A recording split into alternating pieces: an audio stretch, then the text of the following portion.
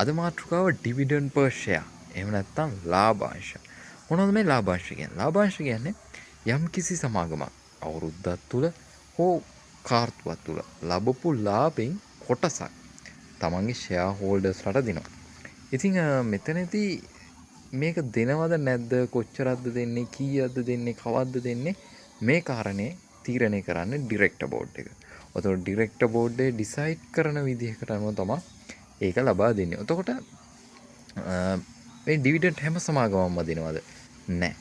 දෙන්නේ නැති සමාගමුත් තියෙනවා, දෙන සමාගමුත් තියෙනවා. ඉතින් ඩිවිඩන්ඩ් දෙන්නේ නැහැ කියන එකේ අරුත ඒ සමාගම් නරකයි කියන එකවත්, ඩිවිඩන්ඩ් දෙනවා කියන එකේ තේරුම මේ සමාගම් හොඳයි කියන එකවත් නෙමෙයි. මොකද ඩිවිඩන්ඩ් කියන්නේ ලැබපු ලාභය. එතකොට සමහරක් විට යම්කිසි ආයතනයක් දිගින් දිගටම යාලගේ සමාගමේ වර්ධනය වැඩි කරන්න ලාභය නැවත නැවත ඉන්වෙස්ට් කරනදී යාලා ඩිවිඩන්ඩ් නොදී ඉන්න පුළුවන්. එතකොට ඩිවිඩන්ඩ් දෙනවා කියන්නේ යාලගේ වර්ධනය කරන්න තියෙන මුදලක් තමයි ඔයාලා වෙනුවෙන් දෙන්නේ. ඉතින් මේ දෙකේ හොඳ නරක විවිධ විදිහට තියෙනවා. නමුත් සමාගමක් ගද්දී ඔයාගේ අරමුණ අනුව ඔයාට තියෙන කැපිටල් ගේන් එක අරමුණක් නම් ඒකට අදාළ ශාස්ත්‍ර තෝරගන්න. ඔයාට තියෙන ඩිවිඩන්ඩ් ගැනීමේ අරමුණක් නම් ඒකට අදාළ ශාස්ත්‍ර ගන්න. ඉතින් ඩිවිඩන්ඩ් ගැන හරි සරල දේවල් ටිකක් දැනගන්න තියෙන්නේ. ඔය ඩිවිඩන්ඩ් ඇනවුස්මන්ට් එකක් ආපුවම ඔකේ තියෙනවා XD date එක කියලා.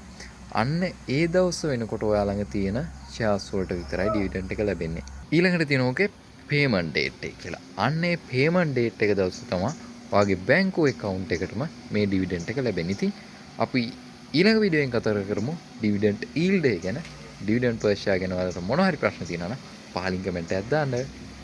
ඔයාලට ජය වේවා.